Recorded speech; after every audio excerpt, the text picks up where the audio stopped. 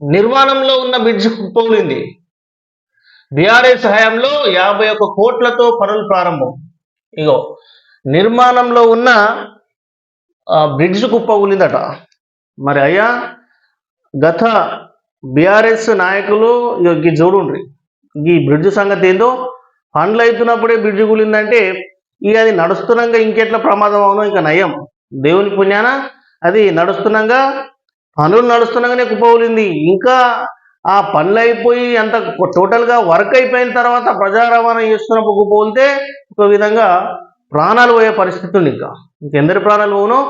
ఇప్పుడు ఇన్ని కోట్లు, 51 కోట్లు పెట్టేసి ప్రాజెక్టు కడుతున్నారు. సో ఇట్లా అంటే మేము చేసినాము అనేది బీఆర్ఎస్ నాయకులు చేసిరు అంటే ఇది ఏందయ్యా మరి చేసేటి అని ఇట్లా నాణ్యత లోపంతో పనులు చేస్తే ఇదే విధంగా ఉంటుంది.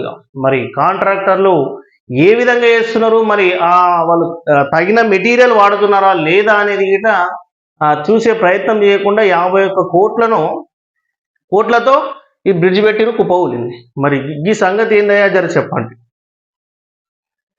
51 కోట్ల ఆల్రెడీ మనకు కనబడుతుంది, కూలిపోయింది. మరి అది ఇళ్ళ తక్కువైందా, మెటీరియల్ తక్కువైందా, సిమెంట్ తక్కువైందా, స్టీల్ తక్కువైందా, ఏందనేది తెలియదు. కానీ ఎక్కడికైనా కుప్పకూలింది.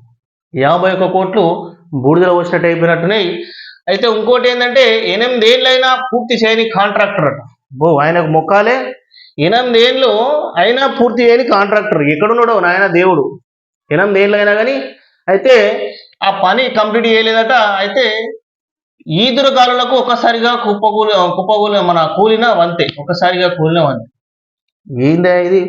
బుడపూరాలు కట్టుకునే ఏదో జస్ట్ కడపలతో కట్టుకొని మామూలు ఒక పిటకుడు లెక్కనో లేకపోతే మామూలు ఒకటి పందిరి లెక్కనో వాళ్ళు ఏదో పొరగాళ్ళు ఆడుకుంటారు చూడు. మామూలుగా ఇసుకల కానీ బయట పొరాలు చిన్నగా ఉన్నప్పుడు మనం చిన్నపిల్లలు ఒక దగ్గర కూడేసి ఆడుకునే వ్యవస్థ లెక్క అయిపోయింది. అది ఈదుర గాలులకు కుప్పకూలిందంటే సిగ్గుపోతుందా? మరి ఏం చేస్తున్నారు అని చెప్పేసి అంతకుముందుకు ఈ సంబంధించిన అధికారులు ఏం చేసిర్రు, గత ప్రభుత్వం పెద్దలు ఏం చేసిర్రు, మంత్రులు ఏం చేసిర్రు, ముఖ్యమంత్రి మరి దాని మీద చొరవ తీసుకోలేదా? మరి అయ్యా ఈ వంతెనకు సంబంధించింది గింత మరి ఈదుర గాలులకు కుప్పకూలిందంటే మన ఏడ చేళ్ల కాడ మంచిలేస్తాం చూడు, మంచిలేస్తే ఈదుర గాలికి కూలుతా చూడు, ఒకట్లా అయిపోయింది. కట్టెలతోని వాతిన వంతెన లెక్క అయిపోయింది. అయ్యా ఇది చెప్పాలి మరి నాయకులారా. దీనికి సంబంధించిన ఏంది కథ అనేది మాట్లాడుకుంటేనే మనం ఒక విధంగా సిగ్గుపోయే పరిస్థితి. వంతెన గాలికి ఈదుర గాలులకు అసలు కురులేందో అసలు మరీ విచిత్రమైన సంఘటన. ఇది పరిస్థితి. అయితే మన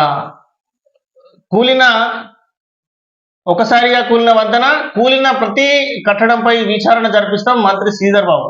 పెద్దపల్లి జిల్లా భూపాలపల్లి జిల్లాలోని సరిహద్దులోని ముత్తారం టేకుమట్ల మండలంలోని మధ్య కూలిన బ్రిడ్జ్ ఇది పెద్దపల్లి జిల్లాలోనట. అయితే అదేవిధంగా ఇన్ని 51 కోట్లు పెట్టిన ప్రాజెక్టు నీళ్ళలో కలిపినట్టు అయిపోయింది.